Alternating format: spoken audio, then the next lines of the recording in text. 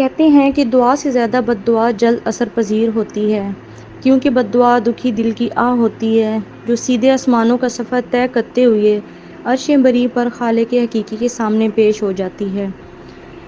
جب میں نے پھٹے حالوں گز سے اٹے ہوئے پیروں والی افلاس زدہ ماسی مومو کو دیکھا تو مجھ کو بے اختیار ماضی کی ممتاز یاد آ گئی، جس کا باپ ایک کامیاب ٹھیکیدار تھا۔ یہ اس زمانے کا ذکر ہے کہ جب میں 9ویں جماعت میں پڑھتی تھی۔ ہماری کلاس میں ایک بے حد غریب بیوہ کی لڑکی نور جہاں اور دولت مند ٹھیکیدار کی بیٹی ممتاز پڑھا کرتی تھیں۔ اسکول کے زمانے کی دوستیاں معصومیت پر مبنی ہوتی ہیں، ان میں چھل کپٹ، ضرورت کی دوستی اور اپنے کام نکلوانے والے تعلق قطعی نہیں ہوتے، اس لیے ہماری دوستیاں بھی پرخلوص تھیں۔ نور جہاں بہت ذہین اور کلاس میں اول آنے والی لڑکی تھی، اس کے برعکس ممتاز پھسڈی تھی۔ اس کے ساتھ ساتھ ہر وقت اپنے باپ کی دولت، اپنی چمچماتی گاڑی کا ذکر کرنے کی وجہ سے لڑکیاں اس سے دور دور رہتی تھیں، اور وہ خود لڑکیوں کے ہر گروپ میں گھسنے اور اپنی جگہ بنانے کی ناکام کوشش کرتی۔ خاص طور سے ہمارے ساتھ رہنے کی ہر وقت اس کی کوشش ہوتی تھی، کیونکہ ہمارے گروپ میں نور جہاں اپنی نرم طبیعت، محبت اور خلوص کی عادت کی وجہ سے بہت ہر دل عزیز تھی۔ اس میں سب سے بڑی خوبی یہ تھی کہ اگر کسی کی سمجھ میں کوئی سبق نہ آتا تو وہ اس کو آدھی چھٹی میں باقاعدہ پڑھایا کرتی تھی۔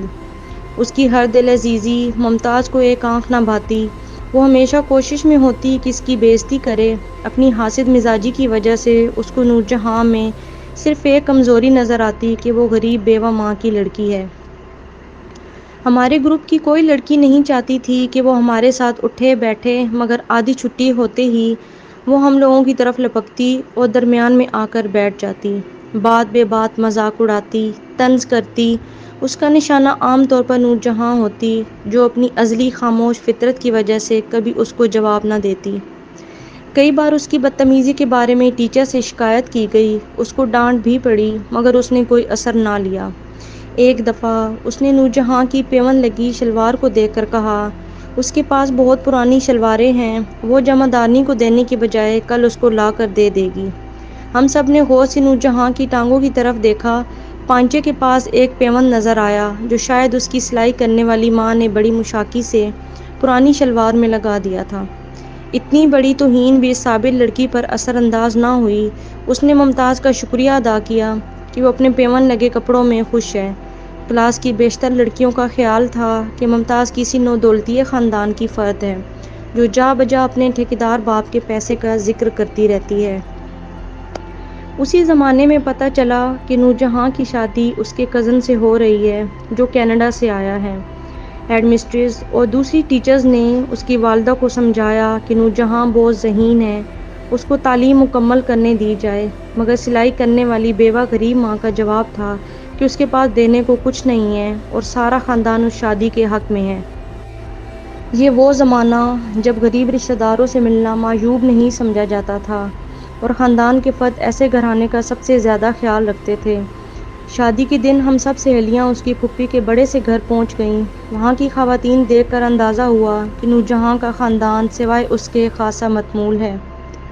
گھر میں شادی کا ہنگامہ تھا۔ ابھی نور جہاں دلہن نہیں بنی تھی، وہ مائیوں کے پیلے کپڑوں میں ایک کونے میں بیٹھی تھی۔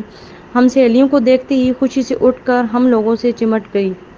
بارات کے آنے کا غلغلہ ہوا اور اس کے چچا ایجاب و قبول کے لیے کمرے میں آ گئے، جہاں نور جہاں کے مائیوں کے سوٹ پر کسی سہاگن کا سرخ دوپٹہ اڑا کر ایجاب و قبول کرا لیا گیا۔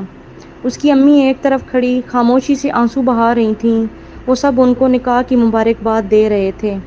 ابھی نکاح کا ہنگامہ ختم نہیں ہوا تھا کہ خواتین کو چیرتی ہوئی ممتاز کمرے میں داخل ہوئی۔ اس کے ہاتھوں میں نوٹوں کی گٹھی تھی۔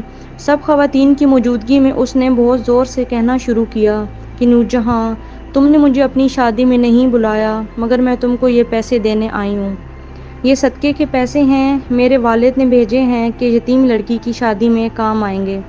اس نے شاید جان بوجھ کر 1 روپے کی نوٹوں کی گٹھی دی تھی تاکہ دیکھنے میں رقم زیادہ لگے۔ اس سے پہلے کہ نور جہاں یا اس کی امی کوئی جواب دیتیں، نور جہاں کی پھوپھی آگے بڑھیں اور پرس میں سے 100 کا نوٹ نکال کر نور جہاں پر سے وار کر ممتاز کی طرف بڑھا دیا کہ لو، یہ 100 روپے بھی صدقہ ہے ہماری طرف سے، تم سب پیسے اپنے ابا کو دے دینا، تمہارے کام آئیں گے۔ اور اب یہاں سے چلی جاؤ اس سے پہلے کہ میں نوکروں سے دھکے دے کر نکلوا دوں۔ بارات میں آئی ہوئی خواتین جو نکاح کے وقت دلہن کے کمرے میں موجود تھیں حیرت سے اس بدتمیز لڑکی کو دیکھ رہی تھیں، مگر بات اس لیے نہ بڑھی کہ وہ سب آپس میں رشتہ دار تھیں۔ نور جہاں جو گٹھڑی بنی ہوئی تھی بیٹھی لرز رہی تھی۔ اے اللہ، ایک دن اس پر ایسا آئے کہ یہ خود صدقہ مانگے۔ مجھے روتی ہوئی نور جہاں کی آواز سنائی دی۔ نور جہاں شادی کے بعد کینیڈا چلی گئی۔ ہم لوگ تعلیم اور اس کے بعد اپنی اپنی زندگیوں میں مصروف ہو گئے۔ سال ہا سال گزر گئے۔ پھر ایک دن میری دوست شہناز نے اپنے بیٹی کی شادی کا بلاوا دیا۔ بارات کو کینیڈا کے شہر مونٹریال جانا تھا۔ شہناز بہو بیاہ کر لائی تھی کہ نقوش والی معصوم سی نازک لڑکی ولیمہ کے استقبالیہ میں جھکی جھکی پلکوں کے ساتھ اسٹیج پر بیٹھی تھی۔ میں اس کو منہ دکھائی دینے اسٹیج پر گئی اور جب پلٹی تو دلہن کے پاس بیٹھی اس کی ماں ایک دم کھڑے ہو کر مجھے غور سے دیکھتی ہوئی لپٹ گئی۔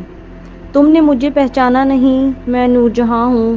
یہ سن کر میں نے اس کو دوبارہ گلے لگا لیا۔ ساری محفل وہ میرے ساتھ ایک میز پر بیٹھی پرانی باتیں کرتی رہی۔ میں نے اس کو بتایا کہ اگلے ہفتے میں کراچی جا رہی ہوں، صرف اس ولیمہ کی وجہ سے رک گئی تھی۔ یہ سن کر اس نے اپنے پرس میں ہاتھ ڈالا۔ کمکموں کی روشنی میں اس کے ہاتھ میں پہنے ہوئے ہیرے اور زمرد کی انگوٹھیاں جگمگ جگمگ کر رہی تھیں۔ اس نے مجھے $200 دیے کہ یہ دلہن کا صدقہ ہے اور میں کراچی جا کر کسی غریب لڑکی کو دے دوں۔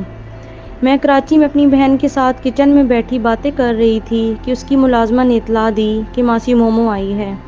بہن نے اس کو باورچی خانے میں ہی بلا لیا۔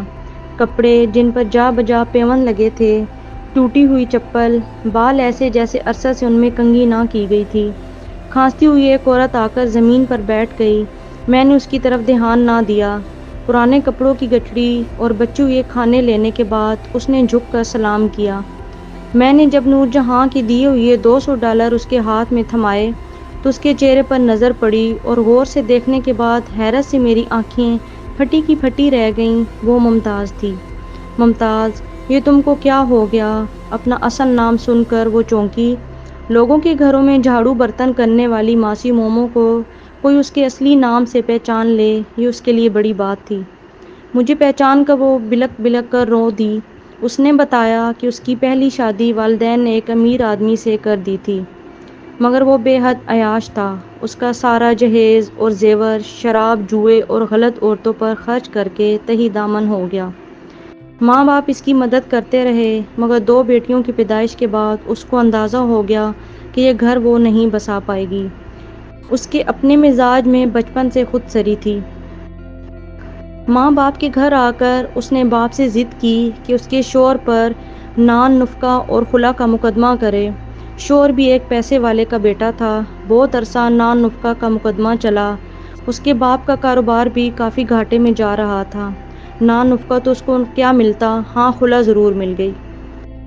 اس عرصے میں بھائیوں کی شادی ہو گئی۔ ممتاز ماں باپ کے گھر اپنی لڑکیوں کے ساتھ ٹھاٹھ سے رہتی تھی، مگر پھر بھائی کے بچوں اور اس کی بیٹیوں کے درمیان لڑائی جھگڑے شروع ہو گئے۔ بھائیوں کے دل میں اس کے خلاف نفرت پیدا ہونے لگی کیونکہ ماں باپ ممتاز کا ساتھ دیتے تھے۔ والدین کے مننے کے بعد بھائیوں نے ہر کام میں دخل دینے اور بچوں کے جھگڑے کی وجہ سے اس کو صاف کہہ دیا کہ وہ اپنا انتظام کرے۔ ماں باپ نے اس کے مقدمے بازی پر بہت پیسہ خرچ کیا تھا۔ بھائیوں نے مزید پیسہ دینے سے انکار کر دیا کہ اب اس کو اپنی کفالت خود کرنی ہوگی۔ وہ تھوڑے دن اپنے ایک رشتہ دار کے گھر رہی، مگر وہ لوگ اس کو 2 بیٹیوں کے ساتھ اپنے گھر ہمیشہ کے لیے رکھنے کو تیار نہ تھے۔ اس کی جاننے والی ایک عورت نے اس کا دوسرا نکاح ایک غریب آدمی سے کر دیا۔ اس سے اس کے ہاں ایک اور لڑکی پیدا ہوئی۔ وہ مل مزدور ایک دن مشین پر کام کرتے ہوئے دونوں ہاتھوں سے محروم ہو گیا۔ گھر میں فاقوں کی نوبت آ گئی تو اس نے گھر سے باہر نکل کر نوکری ڈھونڈی اور تعلیم کی کمی کی وجہ سے خاطر خواہ نوکری نہ ملی۔ اب وہ لوگوں کے گھر روٹی پکانے کی نوکری کرنے لگی اور ان کے گھروں کے بچے ہوئے کھانے پر اس کا گزارا تھا۔ $200 ہاتھ میں پکڑ کر اس نے ان دیکھی خاتون کو دعائیں دیں جس نے اپنی بیٹی کا صدقہ اس کو بھیجا تھا۔ اس کو نہیں معلوم تھا کہ یہ وہی عورت ہے جس کی شادی کے دن وہ بڑی رعونت سے اس کے صدقوں کو پیسے دینے کے بہانے بھری بارات میں بے عزتی کر کے اپنی انا کو تسکین دینے آئی تھی۔ اور جس نے اس کو بد دعا دی تھی کہ خدا کرے تم لوگوں کے دی ہوئے صدقے پر گزر بسر کرو، مجھ کو وہ دن یاد آ گیا، لیکن پھر میری ہمت نہ ہوئی کہ اس کو یہ سب یاد دلاتی۔ سچ ہے، بڑا بول انسان کے سامنے کبھی نہ کبھی آ جاتا ہے، اس لیے گھمنڈ اور غرور سے بچنا چاہیے، اور اس سے بھی زیادہ کسی دکھی کی بد دعا سے بچنا چاہیے، کیونکہ کسی کا دل دکھانا بہت بڑا گناہ ہے۔